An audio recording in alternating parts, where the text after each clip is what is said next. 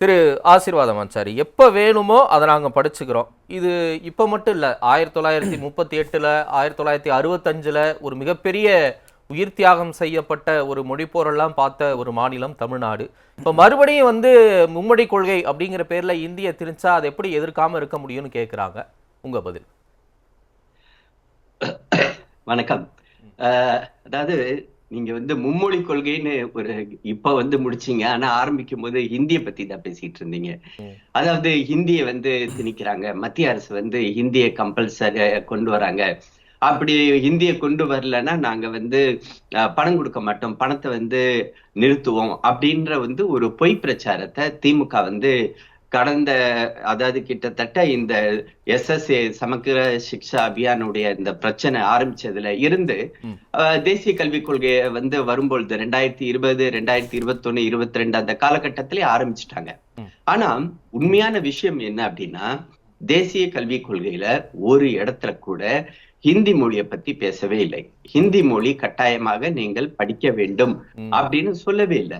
அதாவது அதுதான் சூட்சமானு சொல்றாங்க. நீங்க மும்மொழி கொள்கைன்னு சொல்லி மூணாவதா இந்தி மொழியை திணிக்கிற இடம் அங்கதான் சூட்சமா இருக்கு அப்படிங்கறதா அவங்க வைக்கக்கூடிய ஒரு ஆர்குமெண்டா இருக்குது. இல்ல சார், அதாவது இதுதான், அதாவது நமக்கு சரியான ஒரு புரிதல் வேணும். அந்த புரிதலை மக்கள் பெற்று விடுவார்களோ என்ற ஒரு ஐயப்பாட்டின் காரணமாக திமுக இதை அரசியலாக்குகிறார்கள். ஏன்னா இவங்களுக்கு ஹிந்தி மொழியை பத்தி 1965, 67 பீரியட்ல இருந்து ஆரம்பிச்சு இவங்க அதனாலேயே ஆட்சியை தக்க வைத்த இந்த திராவிட முன்னேற்ற கழக ஆட்சி அதன் காரணமாக உயிரிழப்பு ஏற்பட்டது. அது நம்ம அக்செப்ட் பண்ணிதான் ஆக வேண்டும். ஆனா இன்னைக்கு நம்ம இருக்கிறது 2025. குளோபலைசேஷன், இன்னைக்கு டிஜிட்டலைசேஷன், இன்னைக்கு உலகம்ன்றது ஒரு சிறிய உங்களுடைய கைக்குள் அடங்கி விட்டது. நீங்க இன்னைக்கு நம்மளுடைய இப்பயே பாருங்க, நான் டெல்லியில உட்காந்து பேசிட்டு இருக்கேன், நீங்க சென்னையில உட்கார்ந்து இருக்கீங்க, நண்பர் தரணிதரன் ஏதோ ஒரு இடத்துல உட்காந்து பேசிட்டு இருக்காரு. உலகம் பூரா இன்னைக்கு இதை பாத்துக்கிட்டு இருக்காங்க ரைட் நவ். சோ டெக்னாலஜி வளர்ந்த இந்த யுகத்துல ஸ்டூடெண்ட்ஸ் நீங்க ஒரு மொழியை படிக்கணும், இன்னொரு மொழியை படிக்க கூடாது அப்படின்னு யாருமே தடை போட முடியாது. டெக்னாலஜி வளர்ந்திருக்கு. நான் ஹிந்தியை படிக்கிறதுனால இந்த டெக்னாலஜில எனக்கு என்ன யூஸ்? நான் இங்கிலீஷ் படிக்கிறேன், இல்ல கொரியன் படிக்கிறேன், இல்ல ஜாப்பனீஸ் படிக்கிறேன், இல்ல பிரெஞ்சு படிக்கிறேன். ஹிந்தி படிக்கிறதுனால நீங்க சொல்லக்கூடிய டெக்னாலஜிக்கும் இதுக்கும் என்ன சம்பந்தம் இருக்குங்கிறது தான் கேக்குறாங்க. ஹிந்திய பத்தியே நான் சொல்லலையே, அதுதான் நாங்க திரும்பி திரும்பி சொல்றோம்.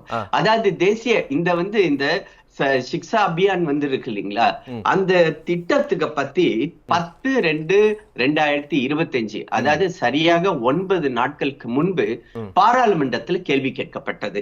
கேட்டவர்கள் 3 பாராளுமன்ற உறுப்பினர்கள், மக்களவை உறுப்பினர்கள், திருமதி பாரதி பார்தி, ஸ்ரீ தர்மேந்திர யாதவ், மூணாவது ஸ்ரீ ஸ்ரீபாங் அப்பா சந்து பர்னே. இவங்க 3 பேரும் இதே இந்த கேள்வி, அதாவது சமக்ர சிக்ஷா அபியான் பத்தி கேள்வி கேட்டிருக்காங்க. அதுல அந்த கேள்வியில நீங்க ஒவ்வொரு மாநிலத்துக்கும் எவ்வளவு ஒதுக்கீடு, முதல்ல இந்த சமக்ர சிக்ஷா அபியான் அந்த ஒருங்கிணைந்த கல்வி திட்டம்னா என்ன, அதுக்கப்புறம் ஒதுக்கீடு, எந்த மாநிலத்துக்கு எவ்வளவு ஒதுக்கீடு செய்துள்ளீர்கள், எவ்வளவு ரிலீஸ் செய்துள்ளீர்கள், இதுதான் கேள்வியோடைய சுருக்கம்.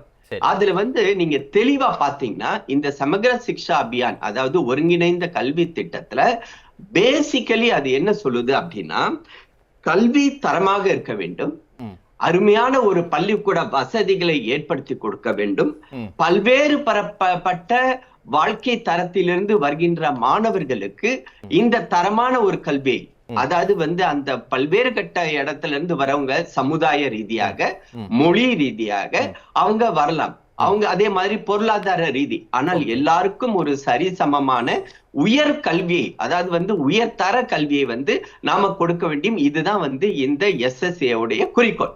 அதனுடைய அடுத்ததுக்கு இதே பதில், இது பாராளுமன்றத்துல நான் சொன்ன பதில் இல்ல, அமைச்சர் கொடுத்த பதில் ஜஸ்ட் 9 நாட்களுக்கு முன்புதான். இந்த கேள்வியை ஆக்சுவலி நான் எதிர்பார்த்தது திமுகவுடைய எம்பிக்கள்கிட்ட இருந்து எதிர்பார்த்தோம், பட் அவங்க கேள்வியை கேட்கல. ஒரு வட இந்திய அப்புறம் மகாராஷ்டிரா சேர்ந்தவர்கள் கேள்வி கேட்டிருக்காரு, அதுவே எனக்கு வியப்பாகவே இருந்துச்சு. அடுத்தது இந்த SSA திட்டம், அது அதனுடைய காம்பனன்ட் என்னன்னா, பாயிண்ட் நம்பர் 1 என்ன தெரியுமா, தேசிய கல்விக் கொள்கையை நிறைவேற்றுவது, இரண்டாவது வந்து RTE ரைட் டு எஜுகேஷன் ஆக்டை நிறைவேற்றுவது, அதுக்கப்புறமேட்டு யூனிவர்சலைசேஷன் ஆஃப் இயர்லி சைல்ட்ஹுட் அப்படின்னு போகுது. இப்போ தேசிய கல்விக் கொள்கையை தமிழ்நாடு ஏற்றுக்கொண்டதா ஏற்றுக்கொள்ளவில்லையா அப்படின்னா தமிழ்நாடு ஏற்றுக்கொள்ளவில்லை. ஏனென்றால் அவங்க என்ன சொல்றாங்க, இது வந்து மும்மொழி கொள்கையை பற்றி பேசுகிறது, ஹிந்தியை பற்றி பேசுகிறது. நான் இப்ப தேசிய கல்விக் கொள்கையை பத்தி போறேன். தேசிய கல்விக் கொள்கை பேரா நம்பர் 4.11. நான் அதுல வந்து 2 சென்டென்ஸ் நான் படிக்கிறேன். அதுக்கப்புறம் பேரா நம்பர் 4.13 அதுல ஒரு சென்டென்ஸ். எனக்கு ஜஸ்ட் 1 மினிட் கொடுத்தீங்கன்னா போதும். சொல்லுங்க. அதாவது 4.11 சொல்றது, நான் தமிழ்லயே படிக்கிறேன். இளம் குழந்தைகள் தங்களது வீட்டு மொழியில் தாய்மொழியில் கருத்துருக்களை மிக விரைவாக கற்று மனம் கொள்கிறார்கள் என்பது நன்கு அறியப்படுகிறது. அதாவது அவங்களுடைய கிராஸ்பிங் பவர் வந்து வீட்டு மொழியிலோ அல்லது தாய்மொழியிலோ இருந்தா நல்லா இருக்கிறது. வீட்டு மொழியானது தாய்மொழியாக அல்லது உள்ளூர் சமூகத்தினர் பேசும் அதே மொழியாக பெரும்பாலும் இருக்கிறது.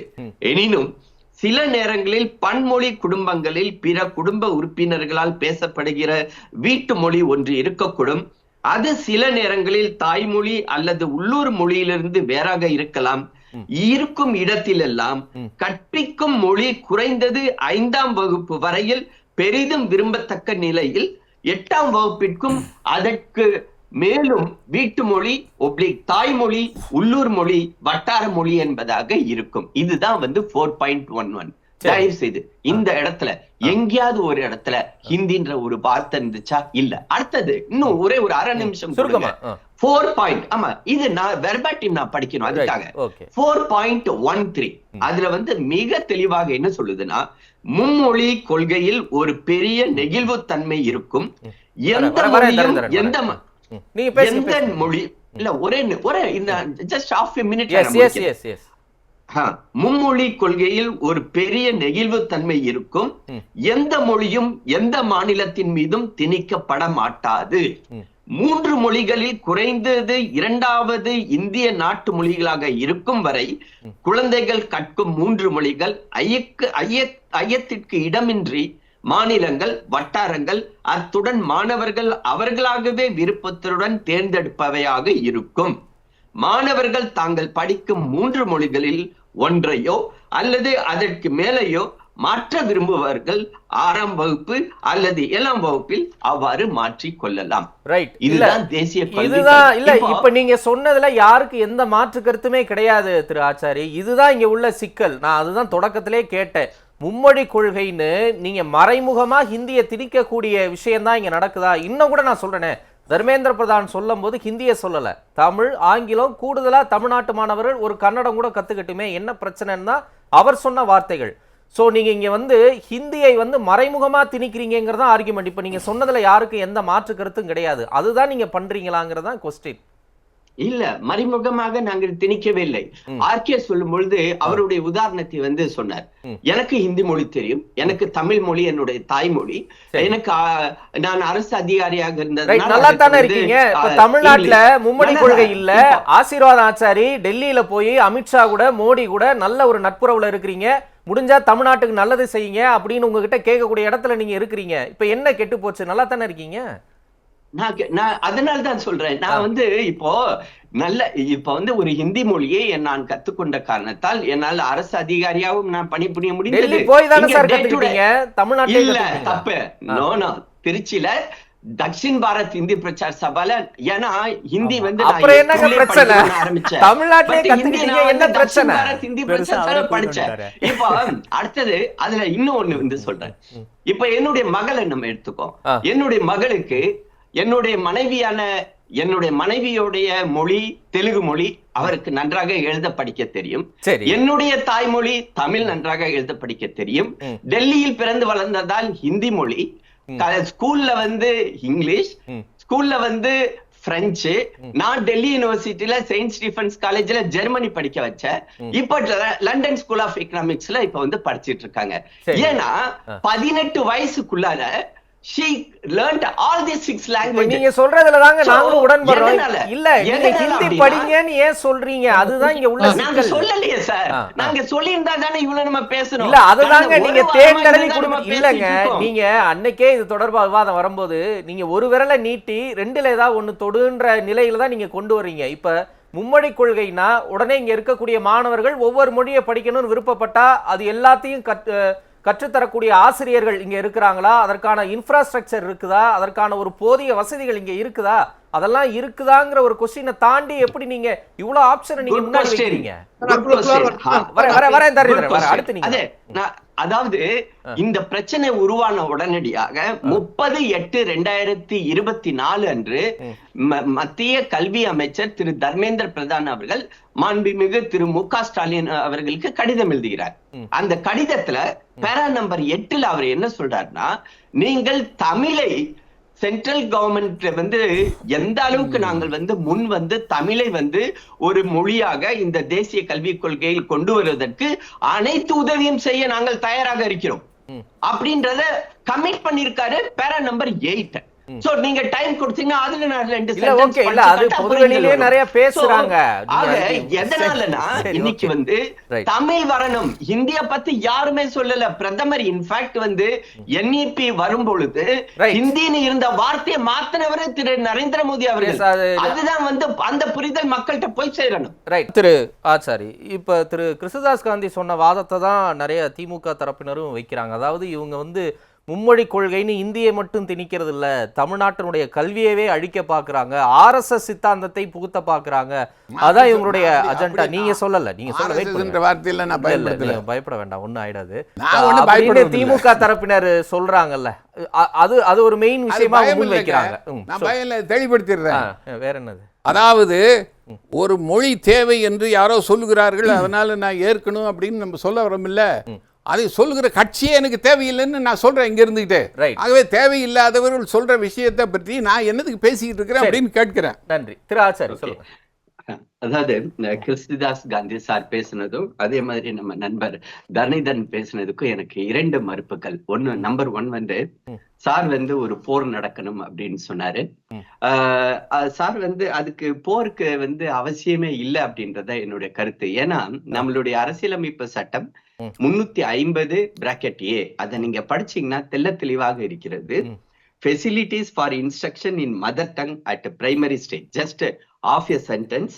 It shall be the endeavor of every state and every local authority within the state to provide adequate facilities for instructions in the mother tongue at the primary stage of education in the children. இதான் அரசியலமைப்பு சட்டம் சொல்லுது. இப்போ அரசியலமைப்பு சட்டத்தை தாண்டி நம்ம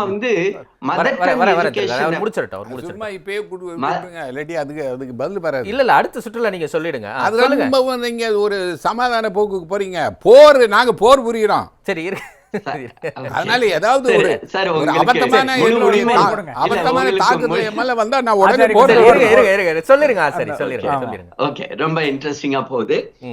இப்போ அரசியலமைப்பு சட்டத்துக்கு மீறி போனா அது அல்ட்ரா வைரஸ் ஆயிரும். அதனால ப்ராப்ளம் ஆகுன்றது எல்லாருக்குமே தெரியும். அது அப்படியாப்பட்ட ஒரு முடிப்பை எந்த ஒரு அரசும், அது மோடி அரசாக இருந்தாலும் சரி, மற்ற எந்த ஒரு அரசாங்கம், இதுக்கு முன்பு இருந்த அரசாங்கங்களும் எடுக்க முடியாது. ஏன்னா இது கிறிஸ்டல் கிளியர். இப்போ சார் ஒரு சில பாயிண்ட்கள் சொன்னாங்க. அதுல IAS ஆபீசருங்கெல்லாம் வந்த உடனே அவங்க எல்லாம் தமிழ் படிக்கிறது இல்லையா சார்? ஆல் இண்டியா சர்வீஸ் ரூல்ஸ்ல அது இத நீங்க படிக்கலன்னா குறிப்பிட்ட பீரியட்ல IAS, IPS, Indian forest service, இந்த 3 ஆல் இண்டியா சர்வீஸ் ஆபீசர்களும் எந்த ஒரு மாநிலத்துக்கு போஸ்ட் ஆனதுக்கு பிறகு அந்த மாநிலத்துடைய ஆட்சி மொழியை அவர்கள் படித்து ஒரு குறிப்பிட்ட காலத்தில் அதுக்குரிய, அதாவது பிரைமரி ஒரு 10ஆம் கிளாஸ் லெவலுக்கு அந்த ஒரு எக்ஸாம் நடத்தப்படும். அதுல நீங்க பாஸ் பண்ணதுக்கு பிறகுதான் உங்களோட ப்ரொபோஷனே கன்ஃபார்ம் ஆகும். ஸ்கூல்ல படிக்க சொல்லுங்க. ரைட், இதுதான் வித்தியாசம். ஸ்கூல்ல படிக்க சொல்லல, அதுதான் அழுத்தம்னு கேக்குறாங்க. வேலைக்கு வந்ததுக்கு அப்புறம் அங்க என்ன தேவையோ ஒரு 4 மாசத்துல நான் படிச்சுக்கிறேன். அதுதான் அதுக்கு நீ தூக்கி நேரத்துக்கு நான் வாழ்நாள் முழுவதும் ஒரு மொழியை படிக்க சொல்றீங்க. நான் பிறந்ததுல இருந்து அத நாங்க வந்து எங்கேயுமே சொல்லல ஹிந்தி அப்படின்னு. நீங்க சொல்லாமல் செய்பவர்கள் நீங்க இப்படி இல்ல சொல்றீங்கல்ல. அப்படி கிடையவே கிடையாது. நீங்க கான்ஸ்டிடியூஷன் சொல்லி இருக்குன்னு சொன்னீங்களே தாய்மொழியை, அதுக்கப்புறம் ஏன் இதை சொல்லுகிற இந்த மைய அரசு நடத்தும் சிபிஎஸ்இ பாடத்துல ஏன் தாய்மொழி இல்ல? ஏன் ஆங்கிலம் நடத்துறாங்க? சிபிஎஸ்இல நம்ம நண்பர் அது மைய அரசு நடத்துவது, அது மைய அரசு நடத்துவது. ஆகவே கான்ஸ்டிடியூஷன் சொல்றவங்க அப்புறம் கான்ஸ்டிடியூஷன் ஏற்க நடக்கிறீங்களாப்பா? அவர் பதில் சொல்லிட்டோம். நீங்க கேட்டுட்டீங்க நடப்பவர்கள் அப்புறம் எங்களுக்கு வந்து என்னத்துக்கு மாநிலத்துக்கு வந்து நீங்க என்னத்துக்கு அறிவுரை சொல்றீங்க கான்ஸ்டிடியூஷன் பற்றி? சரி இருங்க, அவர் பதில் சொல்லட்டும். அவர் பதில் சொல்லட்டும். கிருஷ்ணா சொல்லுங்க சொல்லுங்க ஆச்சாரி. கான்ஸ்டிடியூஷன் படி இருங்க கிருஷ்ணா, நீங்க கேட்டுட்டீங்க. எல்லா திரும்ப பாஸ் பேசிட்டு இருக்கீங்க. கான்ஸ்டிடியூஷன் படி எஜுகேஷன் என்பது கன்கரண்ட் லிஸ்ட்ல இருக்கும் பொழுது, நான் பொதுப்பட்டியலில் இருக்கும் பொழுது எப்படி ஒரு மைய நிர்வாகம் மாநில அரசுகள் மீது கல்வி கொள்கையை திணிக்கிறது? அது மட்டும் எப்படி ஒரு தனிப்பட்ட முறையில் திணிக்குது? ஏன் எஸ்எஸ்ஐ எங்க மேல திணிக்கிறீங்க? சரி இருங்க, அவர் சொல்லட்டும். சொல்லுங்க இருங்க கிருஷ்ணதாஸ் காந்தி அவர் சொல்லட்டும், அப்புறம் நீங்க சொல்லுங்க. அவர் நேரலையில வேற இருக்காரு. இருங்க சொல்லுங்க. சரி ஓகே. அதாவது நம்ம நண்பர் வந்து தரணிதரன் வந்து திடீர்னு ஒரு கேந்திரிய வித்யாலயா வந்து ஒரு ஆர்டிஐ வந்து எடுத்துட்டு வந்தார். இந்த ஆர்டிஐ வந்து ஒரு 2-3 வருஷமாவே சர்க்குலேஷன்ல இருக்கு சார். 2021 போட்ட ஆர்டிஐ. அதுல வந்து தமிழ் கேந்திரிய வித்யாலயா ஸ்கூல்ல வந்து தமிழ் டீச்சரே இல்லைன்னு நேத்து எங்களுடைய கட்சியுடைய மாநில தலைவர் திரு அண்ணாமலை அவர்கள் பிரஸ் மீட் பண்ணாரு அலுவலகத்துல. அங்க கேந்திரிய வித்யாலயா ஸ்கூல்ல டீச் பண்ற ஒரு அம்மா எழுந்திருச்சு என்ன பேசுனாங்க தெரியுமா? சார், கேந்திரிய வித்யாலயா ஸ்கூல் தமிழ்நாட்டுல உள்ளதுல டீச்சர் போட்டாச்சு. 2021 கதைய 2025 பேசிக்கிட்டு கேந்திரிய வித்யாலயா ஸ்கூல்ல வந்து தமிழ் கத்து கொடுக்கல அப்படின்னு ஒரு பழங்கஞ்சி ஒரு ஆர்ன கஞ்ச வந்து நீங்க எடுத்துக்கிட்டு வந்து நின்னு மக்களை வந்து திசை திருப்புறது. அதுதான் வந்து வருத்தமானது. அடுத்து சார் வந்து ஒண்ணு சொன்னாரு. சார் வந்து ஒரு IAS அதிகாரியாக இருந்தவர். அவருக்கு வந்து நல்லா தெரியும். அவர் வந்து சென்ட்ரல் லிஸ்ட பத்தியும் அவருக்கு புரிதல் உண்டு, ஸ்டேட் லிஸ்டும் புரிதல் உண்டு, கான்கரண்ட் லிஸ்டும் புரிதல் உண்டு. அதுல வந்து நான் சொல்லக்கூடிய ஒரே ஒரு point, central law will take precedence over the state law and the policies made under any such law will have the equal impact on the people of that particular state. இதுதான் வந்து அப்படியே முண்டி அடிச்சுக்கிட்டு நீங்க வந்து அப்படியே அந்த ஸ்பெஷல் ப்ரொவிஷன் எடுக்கிறீங்கன்னு தான் கேக்குறோம். எங்களுக்கு என்ன கல்வியை பற்றி சிந்திப்பதற்கு எங்களுக்கு என்ன அறிவு இல்லையா, ஆற்றல் இல்லையா, எங்களுக்கு நிதி இல்லையா? அப்புறம் எங்களை மீறி நீங்க ஒரு கன்கரண்ட் லிஸ்ட்ல வந்து நான் இந்த மாதிரி ஒரு எக்ஸ்ட்ராஆர்டினரி ப்ரொவிஷன் கையில எடுக்கிறீங்க. சார், உங்களுக்கு முழு உரிமை உண்டு. ஆனா அப்படியாப்பட்ட எனக்கு முழு உரிமை இருக்குது. எனக்கு சென்ட்ரல் கவர்மெண்ட் போடுற கொள்கையை நான் ஏற்க முடியாது என்பதற்கு எனக்கு உரிமை இருக்குது. அப்புறம் ஏன் பணத்தை நிறுத்துவேன்னு எப்படி ஏன் பயமுறுத்துறீங்க? ஏன் பணத்தை நிறுத்துவோம் அப்படின்னு சொன்னதுக்கு காரணம் என்னன்னா, அது என் பணம், அது என்னுடைய ஸ்டேட் பணம் சார். அது உங்களுடைய ஸ்டேட் பணம் மட்டும் கிடையாது. இந்தியால உள்ள 36 மாநிலங்களுடைய ஸ்டேட் பணம் கலந்து வந்து எல்லா மாநிலத்துக்கும் கொடுங்கன்னு தான் சொல்றேன். அது எல்லாத்தையும் நீங்க தமிழ்நாட்டுக்கு கொடுங்கன்னு சொல்லுங்க. தமிழ்நாட்டுக்கு வர பணத்தை நீங்க தமிழ்நாட்டுக்கு கொடுங்க. நீங்க எஸ்எஸ்ஐ மூலமா கொடுக்க வேண்டியது இல்ல.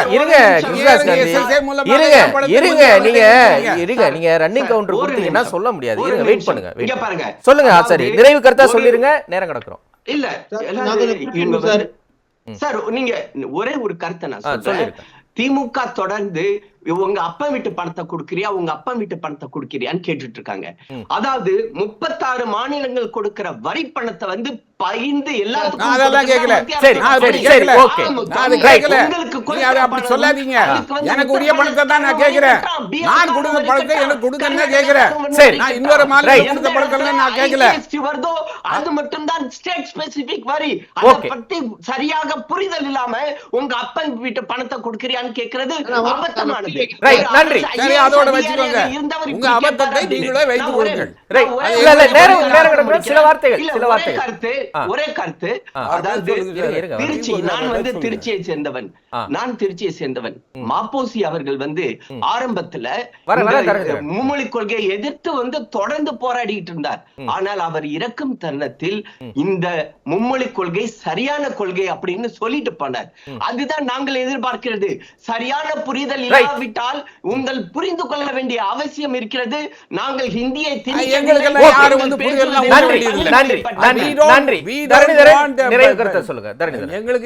வெளியில இருந்து ஆச்சாரியர்கள் வந்து எங்களுக்கு புத்தி போகட்ட வேண்டியது. ரெண்டு பாயிண்ட் தான்.